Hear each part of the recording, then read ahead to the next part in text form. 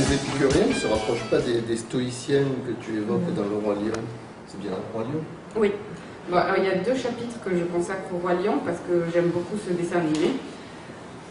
Que je suis allée à Londres 2 fois voir la comédie qui en a été tirée, ouais, mais c'est magnifique. Et alors, le Roi Lion, c'est vraiment puissant, c'est shakespearien, si vous avez vu le dessin animé, vous l'aurez remarqué, hein. Mais au-delà de ça, j'ai trouvé que c'était très stoïcien.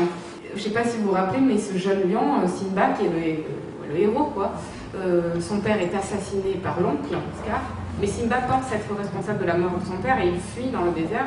Et il est récupéré là par 2 personnages totalement atypiques, Timon et Pumba, qui vont se révéler maîtres en stoïcisme. Voilà, puisqu'ils vont, c'est pas évident hein, quand on voit le dessin animé, mais en même temps, quand on prête un peu attention, en fait, c'est tout à fait ça. Il lui explique, en somme, quelque chose qui est très proche de la philosophie de Marc Aurèle, à savoir que pour être heureux, et ça, il y a une proximité avec les épicuriens, qui est la recherche de l'ataraxie, mais les moyens diffèrent chez les uns et chez les autres.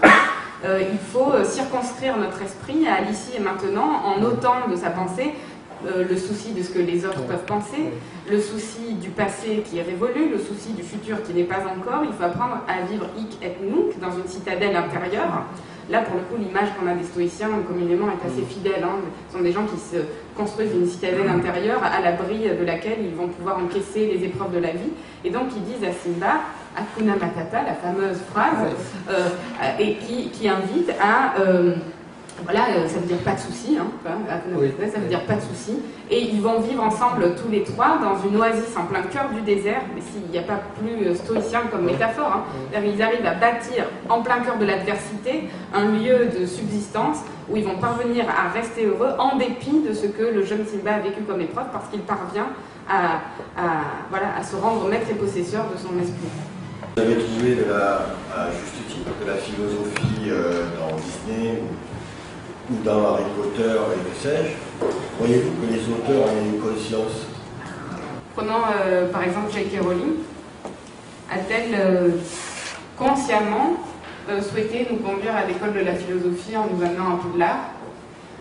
Je ne le sais pas, évidemment. En avait-elle les capacités intellectuelles? Je le crois. Comme George Martin d'ailleurs, et comme Jean-Jacques Goldman aussi, je pense. Donc il fait consciemment, je ne le sais pas, et ne l'aurait-il pas fait consciemment que ça rend leur œuvre encore plus méritoire? Voilà. Mais je ne peux pas l'affirmer.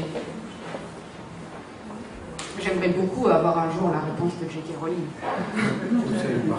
Celle de toi. Une question là-bas et puis une question ici. L'intelligence que vous avez, c'est de renouer avec ce que mon père a connu, me disait qu'avant, il y avait des cours de rhétorique où on apprenait aux élèves à réfléchir. Je pense que dans le monde actuel, c'est ce qui manque.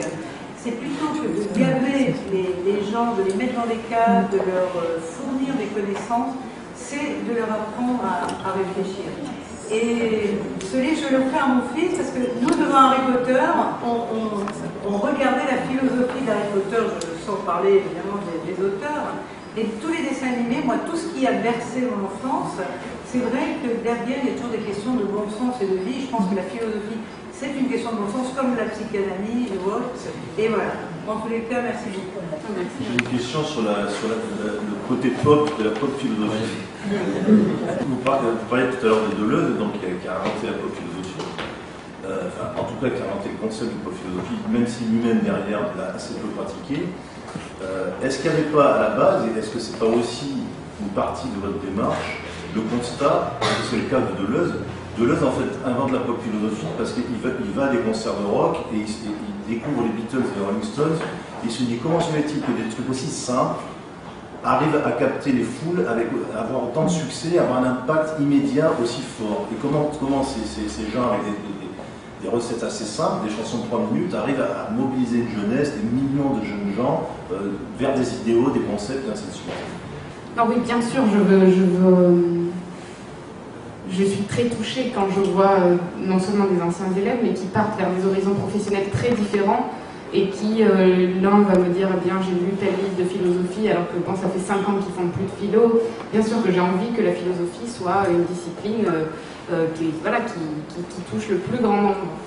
J'ai souffert, ayant fait des études à la Sorbonne, d'un sentiment vraiment d'un entre-soi élitiste et de jargon voilà, épuisant, et de gens qui n'avaient plus aucune idée. Enfin, il y avait vraiment une rupture totale avec je sais pas, à l'époque, je sais que j'étais allée voir un concert des Enfoirés quand j'étais en licence, et je m'en étais réjouie auprès de mes camarades de promo qui m'avaient regardé en me disant mais c'est qui les Enfoirés?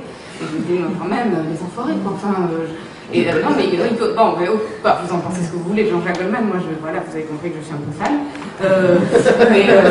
Bon, voilà, là pour moi il y avait quelque chose qui était contradictoire avec l'idée même de la philosophie. Pour moi c'est une contradiction. La philosophie n'a pas vocation à être enfermée dans un entre-soi, elle doit aider les gens à affronter la vie, et elle doit nous aider à aller mieux, elle doit parler à tous. J'ai fait une conférence qui ressemblait presque à un spectacle, et c'est vrai qu'il y a ce côté aussi pop, et où du coup j'avais imaginé une cérémonie comme une remise des Oscars, et c'était vraiment un spectacle. Et c'est vrai que j'aimerais bien aussi, ça c'est autre chose encore, faire, voilà.